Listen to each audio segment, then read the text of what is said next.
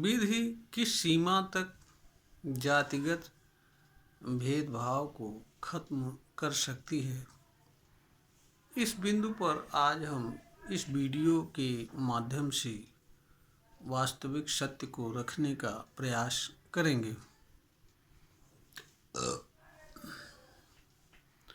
इसका कारण यह है कि अनेक राजनैतिक दल अनेक तरह की मांगों को रखते हैं।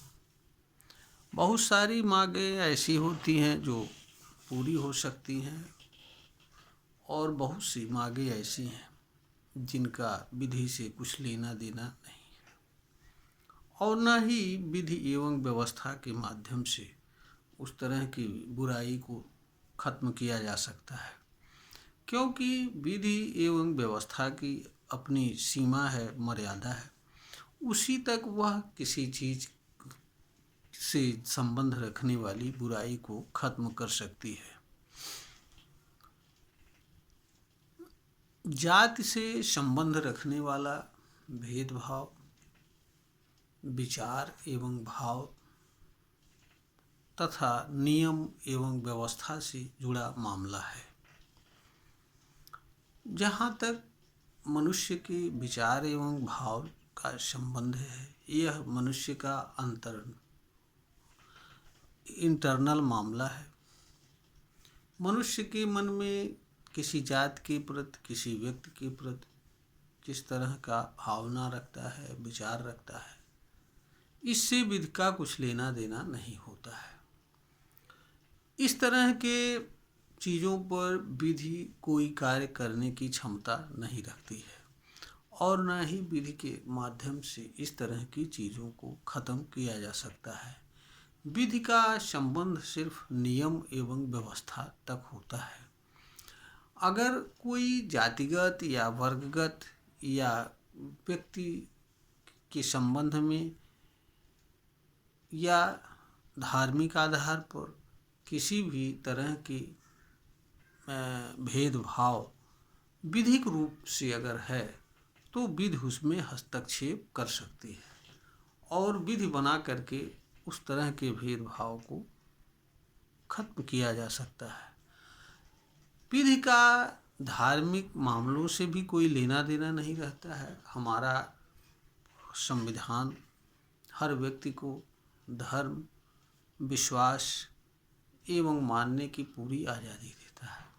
इस संबंध में अनुच्छेद 25 से 28 तक व्यवस्था किया गया है। देश के हर नागरिक को अपने विश्वास, मत, धार्मिक मान्यता एवं विचारधारा को मानने की पूर्ण स्वतंत्रता है।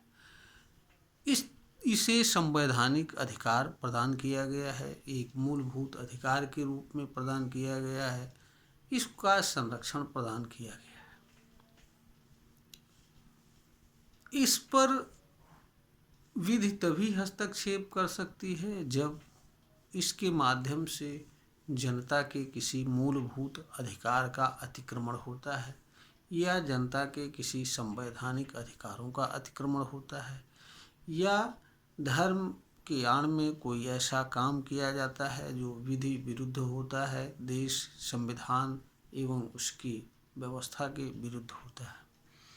अन्य अवस्थाओं में विधि से इससे कुछ लेना देना नहीं होता है। इस संबंध में हमारे संविधान का अनुच्छेद 13 यह व्यवस्था भी करता है कि वह सभी नियम, विधि एवं व्यवस्थाएं उस सीमा तक शून्य होंगी जिस सीमा तक वह देश के नागरिकों के मूल अधिकारों का अतिक्रमण करती हैं।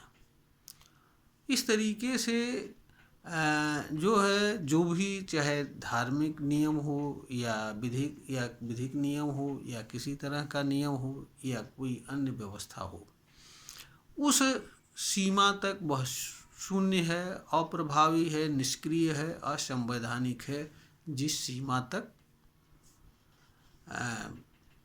संविधान के भाग 3 में प्रदत्त मूलभूत अधिकारों से असंगत है या अतिक्रमण करता है। इस तरह की बातों के लिए कोई व्यक्ति न्यायालय में जा सकता है। भेदभाव खत्म करने के लिए तमाम कानून भी बने हुए हैं जिनके माध्यम से खत्म किया गया है।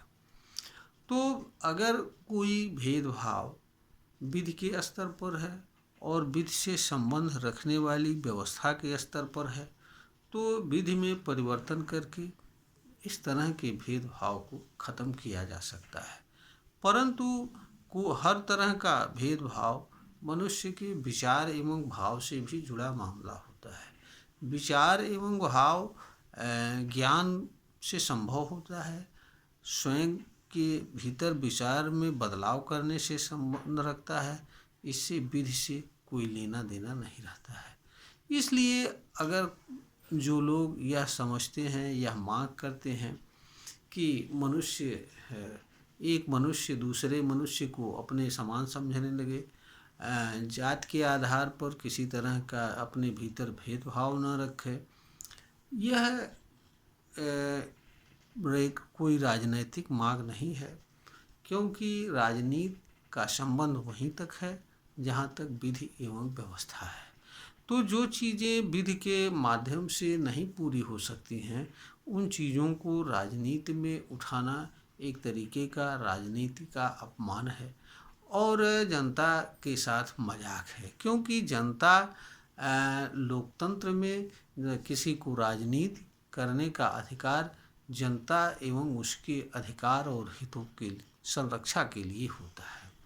जनता को गुमराह करने या ऐसे नारों में उलझा करके सत्ता प्राप्त करना जिनका जनता के हित और अधिकार से कोई लेना देना नहीं होता है। तो जहाँ तक विधि की बात है, विधि के माध्यम से केवल वहीं तक किसी तरह का बदलाव किया जा सकता है जहाँ तक नियम एवं व्यवस्था संबंध रखती है, जो चीज़ें न्यायालय में साबित की जा सकती हैं। विधि मनुष्य के बाहरी आचरण को नियंत्रित करता है। विधि मनुष्य के भीतरी इंटरनल आचरण से कोई लेना देना नहीं होता है।